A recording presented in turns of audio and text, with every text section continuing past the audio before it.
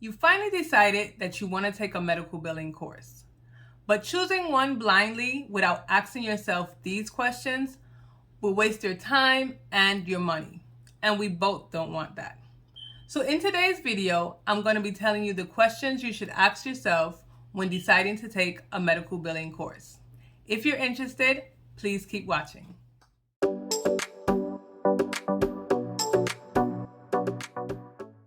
Hi guys, my name is Tamika and I'm a certified professional biller. The first question you want to ask yourself is, what is the purpose behind taking the course? What is your why? What do you want the outcome to be after you take this medical billing course? The second question is, how do you learn? What is the best way that you learn? We all learn differently, and you might not be good with learning online. You might need to learn in person. So ask yourself, do I want to find a medical billing course that's online or one that is in person? Then you want to ask yourself about price. Price is extremely important. You don't want to spend too much than you have anticipated. Make sure that you have a budget in place and you know how much you want to spend. I have seen many medical billing courses ranging from $500 to $3,000 and probably even more. And it depends on if it's online, if it's in person, if you're taking it through a college. There are a lot of things that factor in when the price is involved, but you need to find out first and foremost what your budget is. Also, what you need to include in this budget is the books. You will definitely need books for this medical billing course. So is the price of the course with the books included, or do you have to pay that separately?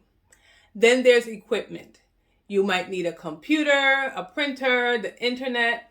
You might not need this if you're taking your course in person, but if you're doing it online, most likely these are some of the things that you'll need. So you need to make sure that that is also factored into the price of the course, or is it factored into your budget so you can make sure you have enough.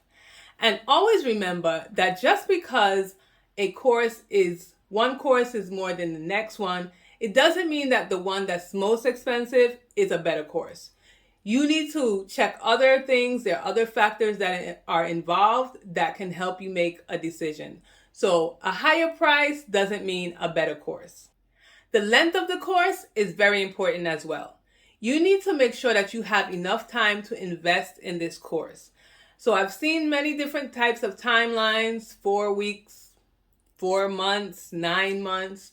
You just need to know how long you want to be in the class and how long you have to invest in this class. You also want to know if they have a way where you can add additional time just in case something happens. Life happens, and sometimes we plan on doing something. We have 4 months to take a course, but something happened in our life and we couldn't complete the course. And we don't want for us to lose our money, lose the time that we've invested in the course because we didn't complete it in the 4 months. So just check to make sure that the school allows you to extend your time, maybe 2 months, 3 months. Even if you have to pay a little bit extra, at least you can then finish the course and you don't just lose everything you have put into it. You also want to know if it's a self-paced course or if it's one that a professor or an instructor is going to guide you through, meaning you don't do it on your own time, you do it on their time. So some classes are like that, especially if you take it through a college. And then there are ones where it's self-paced, so you have a certain amount of time to complete it in, but it's not guided. So you need to figure out which one you want to do. Some of us are more disciplined than others, and some of us need that guidance. So you need to know what's best for you.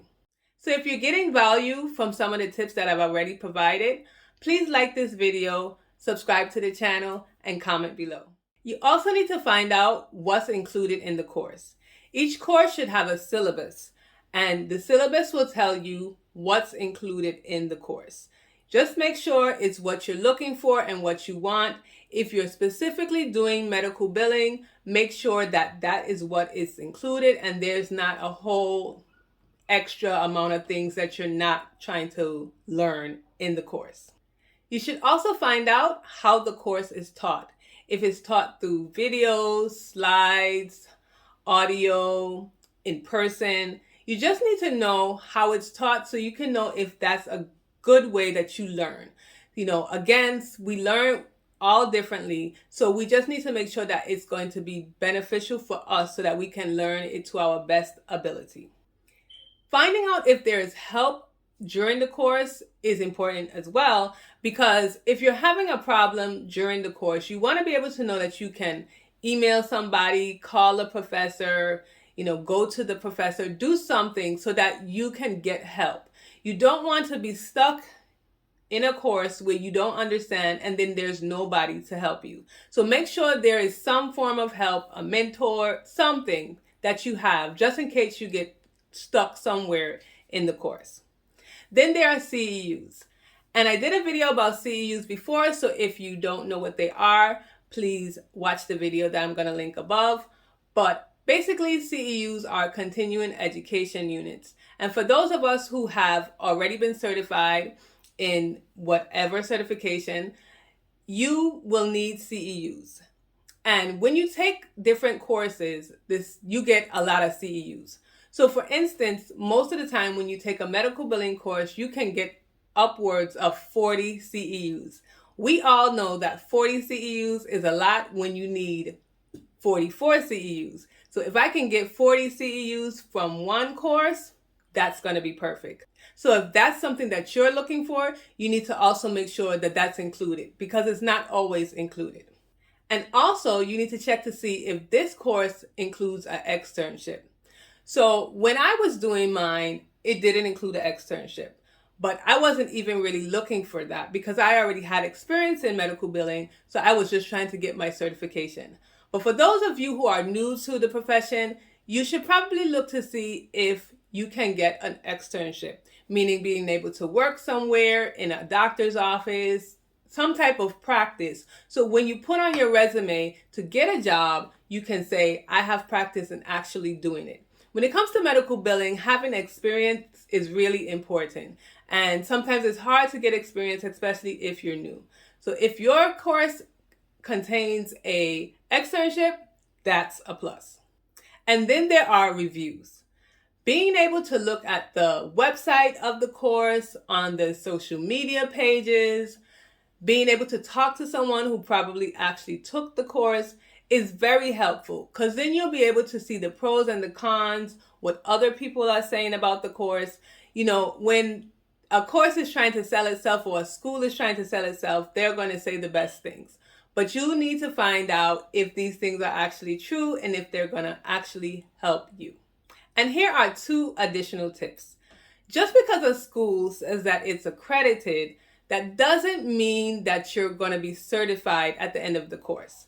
So accreditation means the process of being recognized as having status qualified to perform a particular activity.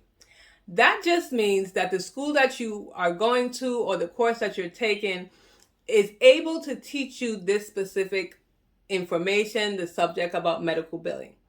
That doesn't mean that at the end of the course that you're going to be certified. I know when you go to college, they tell you to make sure that you are a part of a accredited school, and for that, it is important. But when it comes to courses that say they are accredited, that really doesn't mean too much in my opinion, because it's not meaning that you are going to be certified. In order to be certified, you have to take an exam. I also have done a video on that, so I will link that above as well. So, it's nice to be accredited, to go to a school that's accredited, but it doesn't mean that you're going to be certified. And the next tip and most important one is that you're never going to know everything or learn everything in these courses. These courses are just foundations. They're just something to help you understand medical billing, have a foundation, the basics of what it's about. Your real learning experience is going to be when you have experience to do medical billing. So after you take the course and pass it, don't let that frighten you like I didn't learn everything, I don't know everything, because you will not. I've been doing this for years and I still don't know everything. So if you want to know more about medical billing, watch this playlist and you'll be able to find all the videos that you need. Thank you for watching, and I'll see you next week.